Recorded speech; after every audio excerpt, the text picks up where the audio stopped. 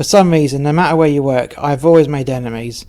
It was no different to working on the ship. In fact, I made many enemies on the ship. The majority of my ship enemies were institutionalised lifers, people that started off doing the shit jobs, then their career stagnates up with a lifetime of them never getting past middle management. This enemy wasn't a middle manager though. This was the hotel manager. As far as the company were concerned, he was the third most powerful person on the ship. He ran the hotel, the money making 90% of the ship.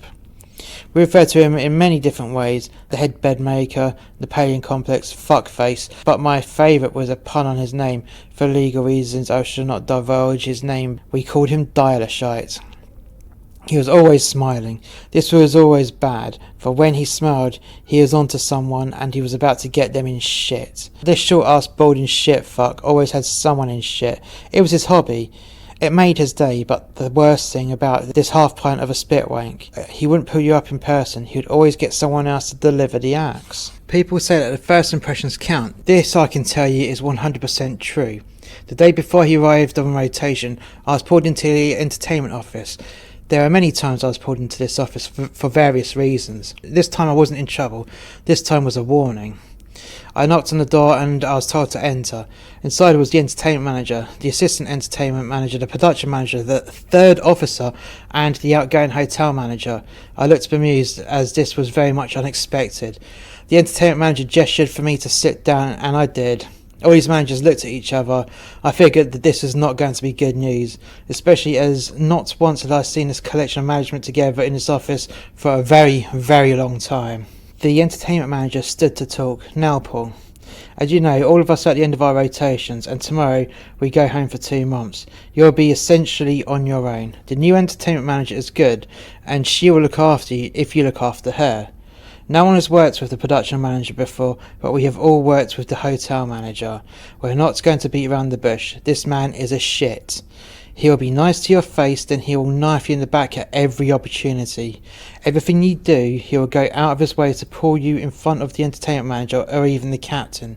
He'll attack you from all sides, and you won't even know until it's too late. So be warned. He has, and I already knew what he was going to say next, he has heard of you.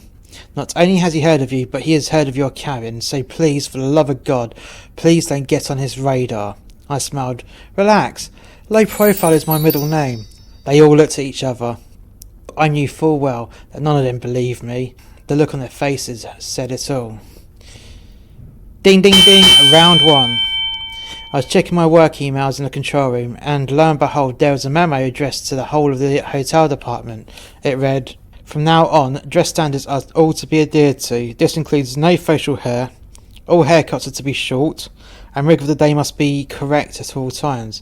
I hit delete and didn't bother to pass it on to any of the crew, mainly for the reason that this dickhead was only here for 2 months. Later that night in the crew bar, my lampy from the after lounge walked in. He was vexed hard. You could tell this as he was punching the bulkheads as he approached the smoking room. The door flung open, and smoke billowed out, flooding the nearby area. Sparta walked in. "Fucking bastard!" he shouted at the top of his lungs, and he held the pillar ashtray across the room. His goatee was missing. I handed him a cigarette. "Fucking bastard sent me to my cabin, and he made me report back to him half-hour later without my beard." I passed him a tin. The gauntlet was thrown down. The next day I woke up and rubbed my chin. Yeah, there was blonde stubble present, and it felt like sandpaper. I got showered and dressed and made my way to the promenade deck to have my morning hangover dose of fresh air with a nicotine accent. I went through the hatch to the outside and inhaled the salty air. I pulled out my packet of smokes, yanked out a cigarette with my teeth and lit it. It was amazing. The sun was shining and the sea was calm. I was feeling hungry, so I started to walk towards the aft end, walking and smoking. Then there he was. He was pressed up to the railings, looking out to sea. I walked up to Dial-a-Shite. "It's a beautiful morning, isn't it?" I said with my fag in my gob, with the sun shining on my blonde stubble. "We haven't met before," I said. "My name's Paul, and I work in the production team." "Keith," he said, as he put out his hand to shake. I gripped his hand as hard and firmly as humanly possible, as I shook the balding cunt's hand. Dial-a-Shite smiled. "You're missing your name badge," he said, still shaking my head. "Yeah, I think it attached itself to something last night as we were striking this show. But don't worry, I've already emailed for a new one. I'll be picking it up after breakfast." I lied. My name badge was on yesterday's uniform. Dilashite let go of my hand and kept his dirty, snake-like grin going. "Nice to meet you, Keith. Take care, and I'll catch you around," I said, as I made my exit to the aft end of the ship. My pager went off. All it read was 800-999. That was the entertainment manager telling me to contact her urgently. As I was in the theatre doing maintenance on a lighting bar, I couldn't be fucked to phone, especially as the office was a minute's walk away. I just knew it was going to be a short call anyway, where she would have told me to come to her office. I jumped down from the stage and walked out of the theatre and onto the office. "Good morning, boss," I said with a hungover spring in my step. "It's the afternoon." She had a glare in her eyes, like a viper would as it's about to strike. "Why did you go up to Keith and introduce yourself with a fag hanging out your chops?" Now here was the thing. I really didn't know the new entertainment manager enough to tell her the truth. Well, the full truth. Should I come clean, or should I give her a half-truth, or even a load of bullshit? I guess I'd just play it by ear, so I thought fuck it and go for broke. "Oh, I wanted to challenge him," I said calmly. The entertainment manager looked shocked. I could see her inner monologue on her lips. Did he really say that? I stood up and walked over to the door and closed it, then sat back down. "You might want to turn your page off and take the phone off the hook," I said calmly. The entertainment manager looked at me in shock. "Go on," she said quietly. "The first thing you need to know about me is that I'm on this ship to do my job and have as much fun as possible. I work my arse off, and in return for me going above and beyond, I'll always go out having fun. Secondly, I don't particularly care if I get the sack. I just get a better job when I get home. And finally, my boys work as hard as I do, and I take exception to anyone that thinks they can get away with abusing my boys. And this includes making them leave their post, then making them return to the cabin, cutting off their beard, then making the said crew member report to him directly before he could go back to work." The entertainment manager picked up her cup and took a big gulp of her drink. It looked like it was stale and cold. The entertainment manager had a slight wince when she knocked it back. "You do know what hotel manager says goes?" I cut the entertainment manager a look, raised my eyebrow and said, "No, he doesn't. He doesn't, on the grounds that the fleet regulations state that if you start your contract with facial hair, you may keep it as long as it is neat and presentable. The second set of rules is the captain's standing order, and nowhere does it mention that in this document that facial hair is banned. Keith is just being an arsehole and a bully on a major power trip. Now he's getting you to do his dirty work, and the way how I see it is, if he wants to have me, then he has to put the work in himself." The entertainment manager was stumped. I really don't think she knew what to say, especially as I currently held on the high ground. I threw the boss a bone. "Look, okay, I'll promise you that I won't shit over your doorstep, and make sure that there will be no collateral damage for you to have to mop up." There was a silence, a very uncomfortable silence. I was waiting for the response, but I got none. I could see the cogs turning in the entertainment manager's mind, but nothing came from it. "Do you mind if I go back to work?" The boss nodded, and I made my escape. A month had passed since Dilashite had been on board the V, and he was making his presence known. You would have never have seen the crew this uniformed ever before. All men's haircuts looked the same, and no one had facial hair. Then you would see me. I stood out like a sore thumb. My hair was no longer short, it was in that awkward in-between length. My hair, when it goes through the shit stage, looks like a biffro, which is a blonde white man's afro. My facial hair made my face look like an unkempt cunt. I must have passed Dilashite at least once a day along the promenade deck, usually with a fag hanging out my gob and smelling of hangover. Every time I walked past this stumpy, balding spitfuck, I just knew he was bubbling and could blow at any moment. Every time I walked past him, I always wore a smile and said, "Hello," and Keith always replied with a short but abrupt hello and carried on walking. He hated me. He hated me for the simple reason that he couldn't get me. For those that live by the rule book and died by it, it would only be a matter of time before my luck would run out. I always pushed my luck as far as I could push it, but with Dilashite, I went the extra mile to push my luck further and further than I had done in previous times. It was halfway through the 2-week cruise when I hit the mother load. For what I'm about to tell you, Dilashite would never forgive me for, and I was about to get away with it. I was in the theatre doing maintenance. All my lighting bars were flown down. The bars above the stage were on scissor winches. They were fine when they were down as long as they were rigid. The bars above the auditorium were different though. They were motorised chain winches, and when those were flown in, they would rock with the motion of the ship, even when we were docked. For health and safety reasons, when the auditorium bars are in, the theatre had to be locked down, just in case the bar swung in the face of the passenger and knocked the dumb cunt out. My maintenance session was on its third hour, and it was time for a quick 10 minutes of fresh air and nicotine. I walked out of the theatre and onto the promenade deck and sparked up. We were docked in St. Vincent. There wasn't much there, as it was one of the poorest islands of the Lesser Antilles, but it was beautiful. The water was a clear, sharp turquoise, and you could look at it for ages. Before I knew it, my cigarette was done, so I went back into the theatre. And then my anger was purely visible. If you were flying the wall, you would see steam belching out my ears and my eyes turning red. I marched down the stairs to my lighting bars on the deck 6 section of the auditorium. There were kids running around my theatre as though it was a playground. They were spraying my polish from my lights everywhere in the air, over my tools and over the optics of my lights. The worst thing was these little bastards were his kids. Dialyshite's kids were trashing my theatre, my lights and my tools. Oi! Stop what the fuck you're doing, you little shits, I bellowed. The little bastards froze on the spot, and here's the motherload. Get the fuck out of my theatre, I screamed. All of Keith's children began to cry. They ran out as fast as they could, with one shouting back at me, I'm gonna tell my dad. I shouted back, be sure that you do and say that Paul Collis sends his regards. I knew I was going to get in a world of shit and be pulled into someone's office, though I couldn't guarantee whose office. I rubbed my hands together and carried on with my maintenance. It had been nearly a week since my outburst towards Dialyshite's kids, and I still hadn't been called into an office. Word had gone around the ship. I kept getting random pats on the back from crew members from all around the ship. Dialyshite's children appeared to be on their best behaviour since I told them off. They didn't even run along decks or go to crew areas. I was in the crew bar having a lunchtime tipple. My pager went off and I looked at the message. It read 14000 #100. This was going to be interesting. It was the bridge, as 1400 was the bridge's direct line and #100 was the captain's pager. I dashed to the nearest phone and it was being used by an off-duty barman. I tapped him on the shoulder, showed him the pager. He nodded and hung up the phone. I picked up the handset and hammered the bridge's phone number. The phone was picked up very quickly. Hi, this is Paul Collis, Assistant Production Manager.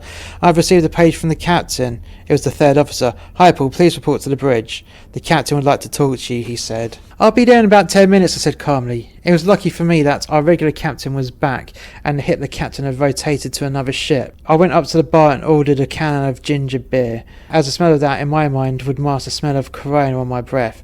I cracked it open and made my way to the smoking room. I lit a cigarette and smoked it like a trooper. In between inhales I was taking a huge gulp of ginger beer. I finished my beverage and stubbed up my cigarette. I exited the crew bar and entered the lift. I pressed deck 14. The doors shut and the lift went up. I found myself to the doors of the bridge. I pressed the buzzer and identified myself. There was a buzz and a click and a door opened. I went in. The captain was sat in his chair and 2 cadets were standing either side of him. Ah, Mr. Collis, please come over. I complied. Rules and regulations are the things that keep this ship moving. I know that you understand the rules. With your consent, would you mind if my cadets were present while we have this conversation? The captain said. Yeah, with my full consent, sir, I said to the captain as he stood and ushered the cadets and myself towards the window. It's such a beautiful day at sea, so calm, perfect conditions. Anyways, I digress. Mr. Collis, your recent shenanigans have caused a recent stir, and to the amusement of a lot of the crew.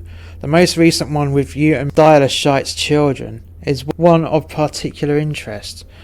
I would appreciate if you would please enlighten my new cadets as to why you are not officially in trouble. I looked at the captain and he looked back at me with a smile on his face. I started to speak.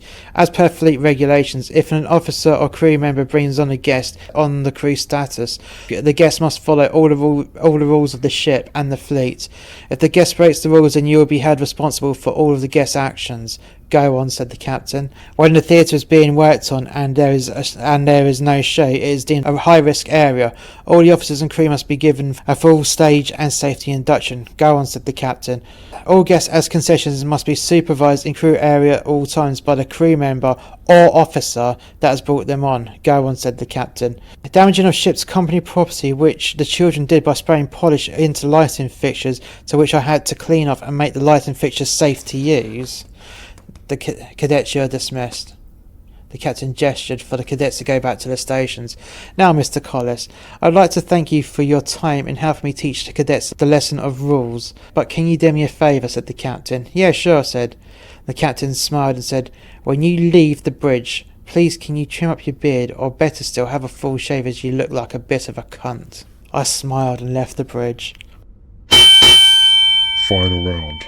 Finish him. My friend the pianist just come back from leave. The pianist and I were on a similar mission to deliver a high quality yet product full of pride and have as much fun as humanly possible.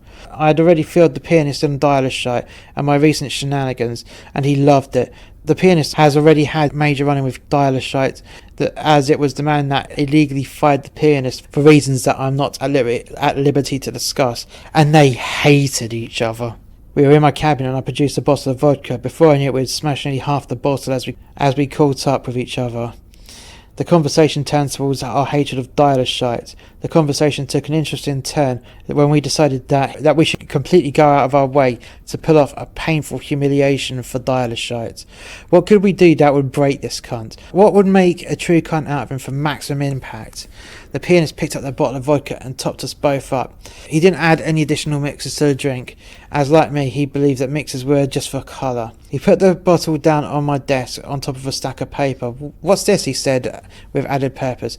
Oh, it's a stack of crap, mate, I replied. The pianist picked up a form from the stack and read it out loud. Crew nomination form. Yes! I shouted. This is it. The quarterly crew awards are coming up. This is how we get that piece of shit. But no one's going to nominate us to get a gold pin, said the pianist. Yes, they will. They will, because we will tell everyone we know to fill out these forms. Fuck, they can write any old shit on them. We both know enough people to tip the balance. Plus, no cunt likes dialer shite. It'll be the best revenge for the crew. It'll be the best morale boost for the whole of the fucking crew. In fact, for the whole of the fucking fleet. We can get everyone in on this. I'm sure that when the nominations come in and the senior officers discuss this, they will snigger hard and rip the shit out of this cunt. The pianist necked his drink and slammed the glass down hard on my desk and went to reload. I necked the rest of my drink. As the pianist reloaded our drinks, he exclaimed, imagine us two on the stage, lined up as our names are called out. That cunt has to pin those gold badges on us. It would eat him up on the inside, knowing that he hated our guts, and he has to wear a smile whilst giving us our bullshit accolades. Yes, it would make him physically sick. He would know it's been rigged, and the whole crew had done it to him out of revenge for him being a prize penis. Where do we get these forms from? The pianist said. Let's see, the crew office, the crew rec room, housekeeping, the crew mess, and reception. Let's split up and we'll meet back in the crew bar with every form, said the pianist. We slammed back our drinks and left my cabin, and soon enough I was back in the crew bar with a big stack of forms and a handful of pens. The pianist had beaten me to the bar and my drink was sitting for me, an Octo Vodden Red. This was my trademark drink in the crew bar, 8 shots of vodka in a plastic pint pot with plenty of ice and topped up with Red Bull. I sculled my drink and grabbed the pianist by the arm. We both went over to the sound system and I grabbed the microphone from the DJ. Ladies and gentlemen, I have an announcement to make. If you want revenge on that bastard hotel manager, dialer shite, please listen up. You all know he hates the both of us. You all know that I've gone out my way to piss him off. This will be the icing on the cake. We are going to make him pin a gold cruise pin on both of us, knowing that he would hate being told that he has to. Who's with me? The crew bar erupted in cheers and whistles. Here are the forms and some pens. Write any old shit you want. The most unbelievable the better. So for example, if you want to write that Paul Collis deserves the award because you saw him help an elderly passenger cross the road, then put it down. If you want to write that my pianist friend over here deserves the award because when you were taking a dump and you ran out of bog roll, he was there taking a slash at the time, and when you called for help, that he slipped some hand towels under the cubicle door for you, then do it. There was deafening applause filling up the crew bar. Crew members were lining up to get a film. After they'd filled them out, the films were handed back to the pianist and me. All we needed to do now was to post them into the nomination boxes around the ship and wait. A few weeks had passed and this shenanigan was all but forgotten about. Then it was award day. As per the size of the crew, the awards were in the theatre and Muggins here had to wake up early and do a hangover setup of the award ceremony. The lectern was set downstage left and the projector screen was flown in. I set up some basic lights, nothing special, just enough for the senior officers and the crew to be seen. All the crew turned up in dribs and drabs. No one was ever on time, which made this whole boring waste of our time longer than it needed to be. All the honourable mentions were called out, followed by the bronze awards. That smug, balding bastard Dial-a-Shite was there on stage as planned, pinning the awards to the uniforms of those that had legitimately won their awards. The team awards were read out, followed by the silver awards. Then it was the long service awards. This set of awards took some time as they went through the 5-year service awards, followed by the 10 years, then the 15 years, and the only crew member to get the 20 years long service award. Then it was time for Dial-a-Shite to get the biggest mental kick in to ever be served to a deserving sanctimonious prick. The pianist's name was called out, and he bowled his way to the stage, deliberately taking his time enjoying the dismal of Dial-a-Shite. Then my name was called out. I hit a background cue that I programmed to last for 2 minutes, before the lights returned to normal. As I left the control room, the theatre's house lights dimmed right down, and the lights that I didn't program into the static wash came to life, strobing, whizzing around, and reacting in time to the beat of the music. As I reached the stage and moved centre stage, I gave the clear to the stage manager through my wireless comms. The timer on the lighting program had counted to 0 and the lights returned to normal. Pyrotechnics went off either side of the stage. We had gerbs fire across either side of the stage, followed by confetti cascading down over the gold winners. The game was up. The whole auditorium erupted in laughter, as well as the senior officers on the stage. As Dial-a-Shite's face turned red with rage and anger, the captain passed Keith the gold pins to pin onto the pianist's line. Dial-a-Shite, in a moment of madness, threw the pins to the floor and stormed off the stage and through the auditorium. He kicked his way through the swinging door, and that was the last time I saw Dial-a-Shite for a very, very long time.